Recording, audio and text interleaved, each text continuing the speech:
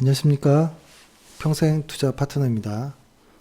3월 26일 목요일입니다. 오늘 이야기는 제목에도 말씀드렸던 것처럼 최근에 보니까 주식의 바닥이다 이런 내용들의 어떤 내용들을 좀 봤는데요. 그거는 좀 위험한 이야기인 것 같아요. 근데 바닥은 확실히 언제일지 모릅니다. 언제일지 모르지만 지금은 저평가 구간이라는 거는 맞는 것 같아요. 최근에 주식시장이 무섭게 빠질 때에 너무 또 부정적인 어떤 입장의 내용들이 나오다가 또 며칠 잠깐 반등하니까 이것 봐라 내 말이 맞지 하는 사람들이 또 나오기 시작했는데요. 최근에 어떤 영상을 봤더니 뭐라고 했더라? 하여튼 예언이라는 이런 제목으로 방송을 하는 사람도 봤어요. 주식하는 사람이 예언을 한다는 것도 너무 웃기고, 여기다가 또 스스로 대자라고 또 붙인 것도 너무 좀 웃겼거든요. 아무튼 지금 주식시장은 누가 뭐라 해도 어떤 본인들의 어떤 기준이 좀 중요하다라는 생각을 하고요. 위험한 매매는 좀 안 하셔야 됩니다. 위험한 매매는 피해야 된다라는 생각을 합니다. 최근에 주식시장은 이런 것 같아요. 정말 말도 안 될 정도의 많은 어떤 정책들, 완화 정책들, 재정 정책들이 쏟아지고 있는데요.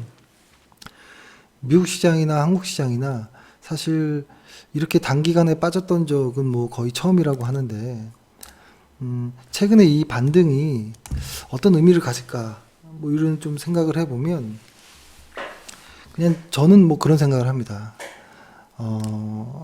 이 반등을 하기까지 어떤 많은 정책들과 이런 것들도 있었지만, 이런 것이죠. 시장이 뭔지 모르겠지만 어떤 유동성의 어떤 유동성으로 인한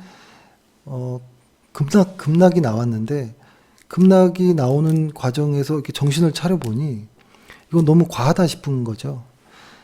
근데 그 정신을 차려보니 유동성들도 다 풍부해지고 더 많은 것들이 나왔네. 이런 것들인데, 그러니까 그렇게 정신을 차려보니 이건 너무 빠진 거 아니야 라는 식의 반등인 것 같아요. 이 뭐냐면 실제로 코로나로 인해서 이게 그러니까 이 주식이 이 언저리서부터 이렇게 빠질 때 이 빠진 이유가 있을 거잖아요.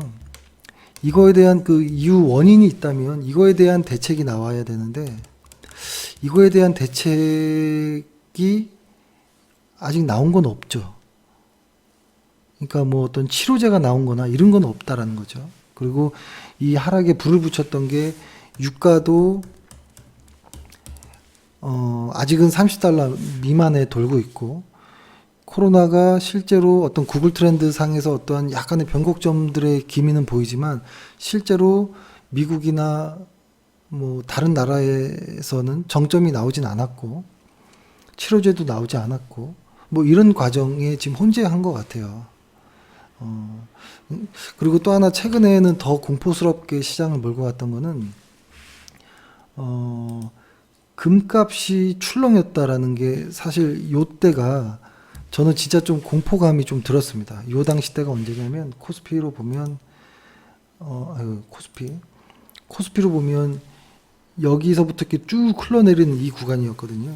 왜 이때 이렇게 무서웠냐면 사실 금값이라고 하는 것은, 금값이 상승할 때는 달러가 약세일 때 금값이 보통 상승하죠. 근데 이것은 아주 옛날에는 좀 다른 의미가 좀 있었지만 최근 한 10년, 15년 요 언저리로부터는 달러 약세와 금값의 어떤 상승 이런 것들이 좀 맞아 떨어졌는데요. 이 금값이라고 하는 것은 인플레이션이라는 것과 연계되어 있죠. 연관이 있죠.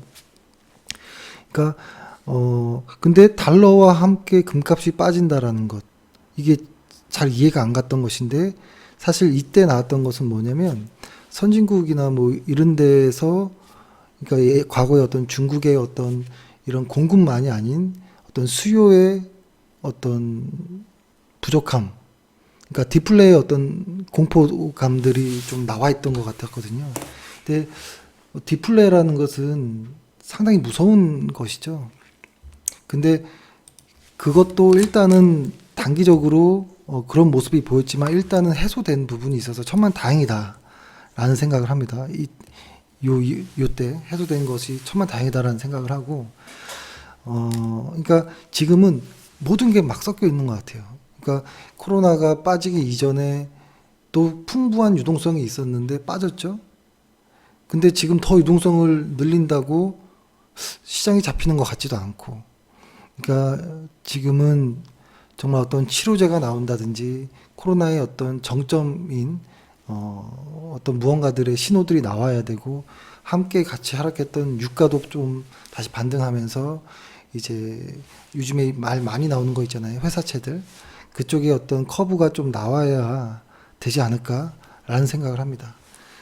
그러니까 오늘 드리고 싶은 말씀은 뭐냐면, 분명히 시장이 강하게 하락을 했다라는 것이고, 이것이 코로나로 시작한 것인지 시작하다 보니까 다른 것들도 겁나서이긴 하지만, 일단 우리가 인정할 수 있는 거는 코로나가 시작점이었다라는 거잖아요. 근데 그 시작점, 그 원인에 대한 좀 어떤 진짜 제대로 된 어떤 처방이 나온 건 아닌 것 같다. 어제부터 어떤 봉쇄 해제라는 이런 단어들이 나와서 천만다행이다라는 생각을 하는데, 아직까지 시장이 딱 이거다라고 생각하는 무언가가 나오지 않으니까 시장이 반응해주지 않는 것 같아요. 그러니까 시장이 반응해주지 않다라는 건 제대로 된 처방이 아닐 수도 있다라는 이야기니까요. 그래서 지금은 아직 횡보의 그런 구간에 접어든 상황이고, 아직 빅스 지수, 국내 빅스 지수를 보더라도 빅스 지수가 이 장기 볼린저 밴드의 상단 위에 있습니다. 아직도 상당히 무서운 거예요. 잠깐 며칠 이렇게 축소된 것 뿐이지 아직도 큰 변동성의 구간 안에 있는 것이고, 바닥이다 아니다 이런 것을 말하기가 조금 조심스럽습니다. 바닥이라는 건 모르기 때문에. 근데 다만 좀 말할 수 있는 것은 저평가 구간으로 접어든 거는 맞는 것 같아요. 저평가 구간이라는 것은 얼마 전에 말씀드린 것처럼 버핏 지수를 좀 참고해 보면 좋을 것 같은데요. 2000 코스피 지수가 1500, 요 언저리가 버핏 지수로 말하는 60에서 80 구간이니까요. 요 안에 들어와 있는 저평가 구간은 누가 뭐래도 저평가 구간이라는 생각이 들고요. 이러한 저평가 구간에서는 주식 비중을 늘리는 것이 맞는 것이죠. 그죠? 현금 비중을 늘리는 것이 아니죠. 거꾸로 이 위에 단, 뭐 2400, 이 위에 단에 코스피가 올라간다면 이때는 현금 비중을, 그쵸? 현금 비중을 늘리는 것이고 주식 비중을 줄이는 것이겠죠. 고평가될 때 팔고 저평가될 때 사는 것이잖아요. 지금은 거꾸로 현금 비중을 줄이고 주식 비중을 늘리는 전략이 무섭고 불편하지만 이게 맞는 것 같아요.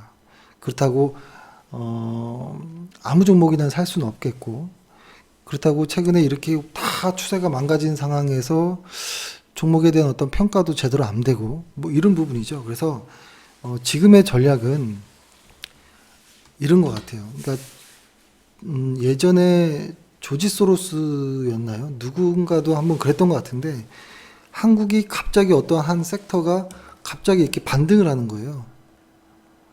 근데 조지 소로스가 이 섹터 안에 들어가 있는 여러 종목들을, 아직 개별적 종목들을 분석하기 전인데 그 업종이 반등을 하니까 이 업종의 ETF를 사버렸습니다.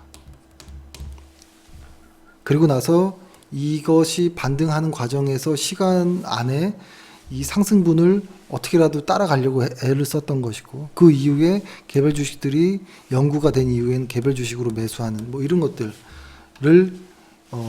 조지 소로스의 어떤 인터뷰에서 본 기억이 있는데요.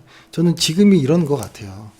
코스피가 분명히 하락한 건 맞아요. 하락했고 저평가 구간인 건 맞고, 근데 다만 아직은 그 대책이 나오지 않았기 때문에 무서운 공포 구간이라는 건 맞아요.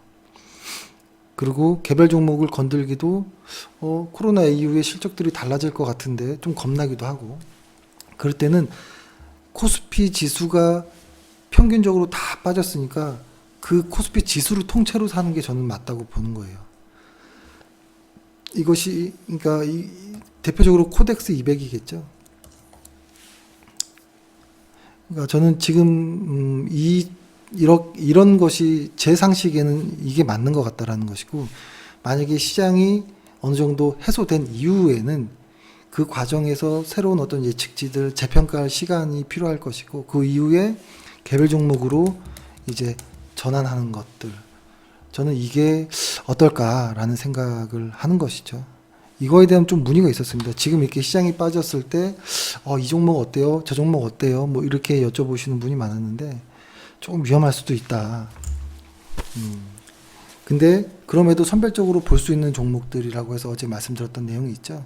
그리고 또 하나 오늘 질문이 있었던 것은, 어제 제가 말씀드렸던 것은 PER로서 주가를 설명하는 게 충분히 가능합니다. 여러 가지 방법들이 있어요. 주식의 어떤 가치, 어떤 가격, 내재 가치를 이제 찾는 과정에서 PER이 매우 유용할 때가 있습니다.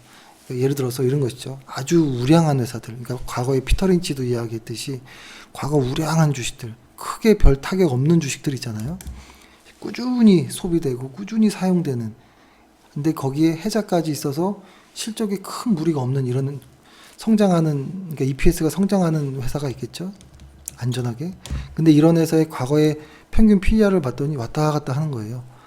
저점은 15, 고점은 30, 뭐 이 정도의 PER을 왔다 갔다 했다면, 낮은 PER에서 사고 높은 PER에서 매도하는 이런 전략은 매우 유용하다고 봐요.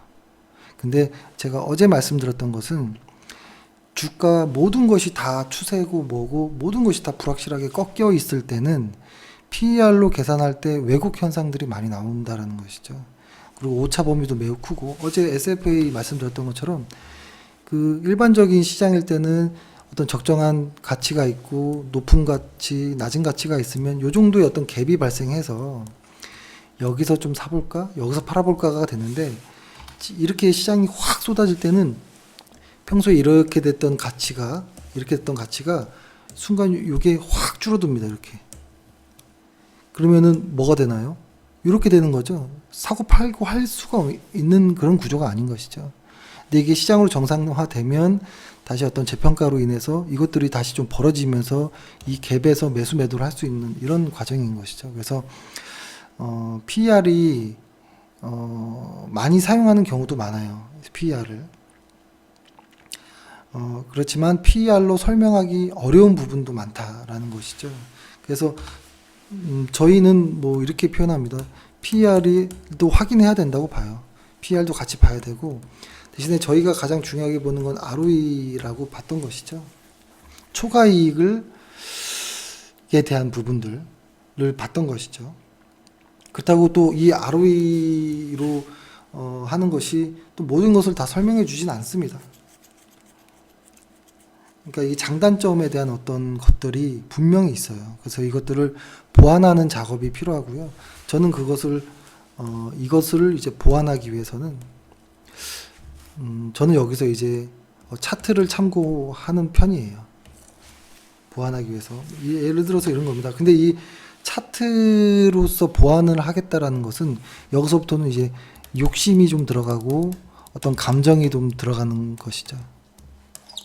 그러니까 이것이 장단점이 동시에 될 수 있는 거예요. 차트라는 것을 본다라는 것이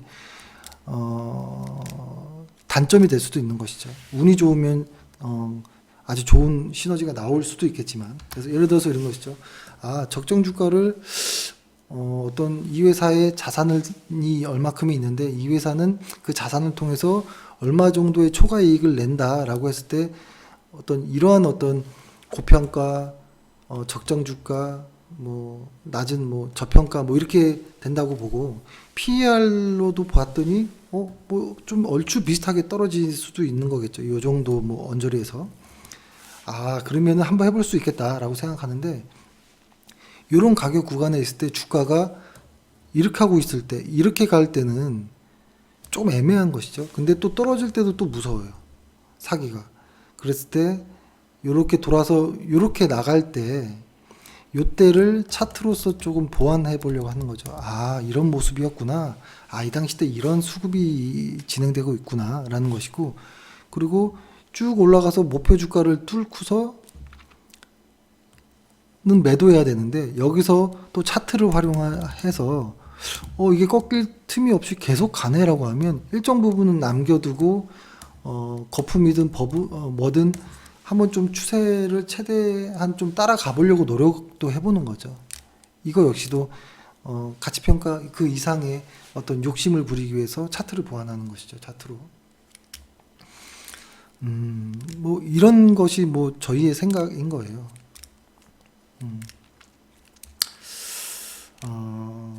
그래서 조금 정리를 해보면 뭐 어떤 주식의 어떤 그 회사의 를 보고 이 회사는 주당 얼마 정도일 거야 라고 결론을 내리기까지는 많은 어떠한 방법들이 있을 것이다 라는 것이고, 최근같이 시장이 급락하고 모든 것들이 다 망가져 있을 때는 PER을 활용하면 상당히 애매해지는 수가 생긴다. 왜냐하면 PER은 가격을 설명하려고 들기 때문에, 그렇죠? 뭐 이런 겁니다. 뭐 적정 주가가 이렇게 있을 때 이렇게 주가가 올라가서 여기서 딱 꺾이면 좋은데 여기가 적정 PER의 상단이었을 때라고 했을 때, 근데 이게 만약에 이렇게 올라가잖아요. 그럼 PER을 올려요. 그러니까 가격을 설명하려고 하기 바빠진다는 거죠. 그리고 이게 또 급락을 하면 PER을 또 낮춤으로써 가격을 자꾸 맞추려고 하고 설명하려고 하는, 그러다 보면 이 급등과 급락에서 PER은 조금 애매해질 수도 있는 이런 어떤 것들도 있을 수 있다. 그러니까 좀 조심해야 될 부분이고, 꼭 하나만으로 하지는 말아보자. 뭐 이런 내용을 어제 말씀드렸던 겁니다. 그리고 저희는 좀 중요하게 생각하는 것이 그렇게 ROE가 훌륭한, ROE에는 여러 가지 의미가 있으니까요. 그 ROE가 훌륭한 회사가 배당도 많이 주고 영업 현금 흐름까지도 확실한 좋은 회사들을 좋아한다라는 것이죠. 그러니까 배당이라든지 어떤 그러니까 그냥 눈에 보이는 순수익 말고요, 순이익 말고 그 뒷단에 있는 영업 현금 흐름에서의 플러스를 확인해야 되는 것이고, 잉여 현금 흐름이 진짜로 잘 돌아야 안전하다라고도 볼 수 있거든요. 일단 저희는 그런 것들을 중요하게 좀 본다라는 그런 겁니다. 그래서 지금은 누가 봐도 코로나가 해결된 건 아닌 거예요. 근데 주가가 요 당시 때 시그마 6까지 내려오면서 엄청난 어떤 하락이 있었을 때 정신을 차리자라고 말씀을 드렸던 것이고, 정신을 차리고 보니 너무 싸네 라는 이 과정에서 반등이 있었을 수도 있고, 근데 이 그 반등이 많은 어떤 정책들에 의한 어떤 기대감에 의한 반등일 수도 있고, 근데 또 다시 또 정신을 차리면 아직 코로나는 여전한데, 일부 아시아에서는 뭐 좀 그렇다 쳐도 미국과 유럽은 이제 시작일 수도 있고, 그리고 아직 시작도 안 한, 오픈하지 않은 일본도 있고, 뭐 큰 나라 이제 새로 시작하지만 인구가 많은 인도라든지 이런 나라들도 주의해서 좀 봐야 될 필요가 있거든요. 그렇죠. 그렇기 때문에 실제 코로나로 인해서 주가가 빠졌다면 코로나에 대한 진짜 해결책인 어떤 치료제, 뭐 4월달, 뭐 5월달 이렇게 뭐 이렇게 나온다, 뭐 결과가 나올 것이다 이런 이야기가 나오는데, 진짜로 그런 어떤 확실한 무언가가 나오지 않는 이상은 이 변동성은 계속될 거라고 보고요. 이런 변동성에서 개별 종목으로 단기 매매하는 것은 너무 위험한 게임이다라고 보고, 다만 그럼에도 불구하고 코스피는 저평가 구간이다라는 것이죠. 근데 어떤 종목을 살지는 어렵고 밸류가 계산이 안 되고 정상적인 밸류가 작동하지 않는 시기이기 때문에, 이런 시기에서는 정석대로 주식 비중을 늘리는 것이 맞으나 어렵기 때문에 평균적으로 다 같이 빠진 코스피를 그냥 사버리는 것이 해결책이 되지 않을까라는 거죠. 코덱스 레버리지, 코덱스 200 뭐 이런 것들이 뭐 타이거도 괜찮습니다. 이런 것들의 전략이 좀 안전하지 않을까라는 생각이고, 그리고 이렇게 무섭게 하락했을 때 V자로 슉 이렇게 가는 것 또한 좀 어색하지 않나요? 그러니까 어느 정도 횡보 기간이라는 것을 염두하면서 좀 조심스럽게 다루었으면 하고, 뭐 하락할 때 분할로 매수한다든지 뭐 이런 개념으로 해야지, 딱 기다렸다가 뭐 어떤 종목을 단기 매매하고, 아니면 한참 많이 오르는 뭐 지난 시약 같은, 그러니까 그 어떤 테마주성 이런 것들을 뒤따라 들어간다거나 이런 것들은 너무 위험합니다. 예. 제가 왜 이런 말씀 드리냐면, 최근에 전화 오는 내용들이 주식을 끊었던 사람들이 다시 들어오려고 해요. 다시 들어오려고 하고, 근데 그 이유가 지금 사서 1년 묵히면 수익이 난다던데요. 다 똑같은 이야기인데요. 과거에는 사례를 보면 그럴 가능성도 있었겠지만, 너무 좀 불확실한 내용들이 많잖아요. 그리고 주식이 그렇게 쉽진 않을 것이고, 그 홀딩하고 있는 기간도 쉽지 않을 것이고, 그래서 아무튼 저평가는 맞지만 조심하자라는 좀 말씀을 드리고 싶고요. 개별 종목 보유한 분들은 지금은 매도 안 하셔야죠. 매도 안 하고 일단 가지고 있어야 된다고 봅니다. 좋은 회사일수록. 네, 이렇게 좀 말씀드리겠습니다. 네, 오늘 고생 많으셨고요. 예, 내일 또 뵙겠습니다. 감사합니다.